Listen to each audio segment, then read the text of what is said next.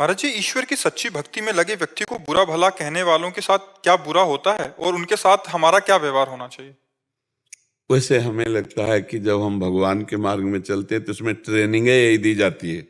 अब ट्रेनिंग ना लिए हो अपने घर में, वो आर्मी का जवान अपने को मानता हो तो बात अलग है, लेकिन जैसे आर्मी के जवान की ट्रेनिंग होती है, ऐसे भगवत पार्षद की ट्रेनिंग होती है कि यदि तुम्हें कोई गाली दे तो तुम उसका मंगल मनाओ, यदि तुम्हारा कोई अपमान करे तो तुम उसका सम्मान करो, यदि तुम्हारा कोई बुरा करना चाहे तो तुम उसका भला करो, तभी तुम में और उसमें अंतर होगा। क्योंकि उमा संत के यही बड़ाई, मंद करत जो करे भलाई, करत जे अनसहन निंदक तिन्हु पै अनुग्रह कियो। जो हमारी निंदा करे स्वस्थ रहे, उसको कभी एक कांटा भी ना लगे।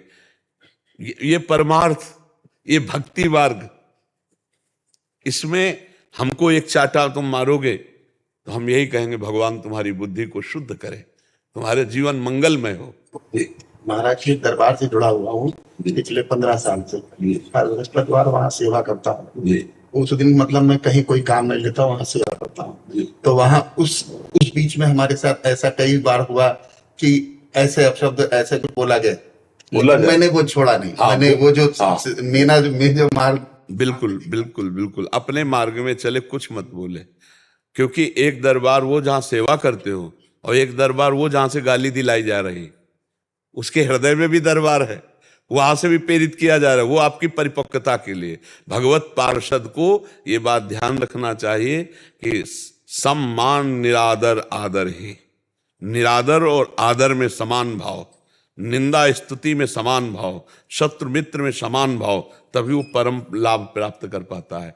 तो इसलिए हमको विरोध नहीं करना। मान लो बेमतलब बिल्कुल झूठा बोल रहा है, आपको चुपचाप मुस्कुराते हुए जाला कि प्रभु आप चाहे जितना कटु चलो परीक्षा लो, हम आपकी शरण में, हम कुछ नहीं बोलने वाले, चुपचाप निकल गए। अच्छा, लौट के अगर भिड़ गए तो तुम में उसमें अंतर क्या रहा? तो इसलिए सहना तो पड़े। और अगर कह दे कि निंदा ना हो तो होगी निंदा, क्योंकि मार्ग ऐसा है। भगवत मार्ग में अगर 1000 लोग आपको नमस्कार करेंगे आपके कार्य को, तो 10-5 लोग तो ऐसे होंगे ही जो आपको गाली देंगे, पक्का गाली दे, आपको सहना पड़ेगा। सहत सहत बाढ़े भगति गृह तन गुरु हित गार। जो सहन कर गया उसकी भक्ति बढ़ती और भगवान को प्राप्त हो गया। रावण ने लात मारी, विभीषण जी सह गए, राम जी से मिलन हो गया। वही चेष्टा बनी कि राम जी से मिलन हो गया, नहीं हो गया? तो इसलिए हमें लगता है हमारे शास्त्र जो आज्ञा करते हैं हमको वैसे चलना है। यदि हम परमार्थ में, हाँ ये जरूर है कि कोई हमारे इष्ट की निंदा करने लगे, हमारी निंदा करे तो हम सह लेंगे, लेकिन हमारे इष्ट और हमारे गुरु की निंदा करने लगे फिर हम नहीं सहेंगे, फिर हम घूमकर खड़े हो जाएंगे। अपनी निंदा हम सुन सकते हैं, लेकिन अपने राष्ट्र की हानि, अपने गुरु की निंदा, अपने इष्ट की, ये बात नहीं सुन पाएंगे। ये जरूर छोड़ा हो, फिर इसमें कायरता प्रतीत होती है कि हमारे कोई इष्ट की, हमारे गुरु की निंदा कर रहा है, हम सुन के नहीं, फिर हम लौट पड़ेंगे। हमारी निंदा करो, हमारा अपमान करो, चलेगा, लेकिन हमारे इष्ट की, हमारे धर्म की, हमारे राष्ट्र की, हमारे गुरु की, फिर समझ में, फिर हम नहीं शांत। फिर जीवन क्या, फिर तो या तो दम नहीं है तो कान में उंगली डाली और भाग पड़े।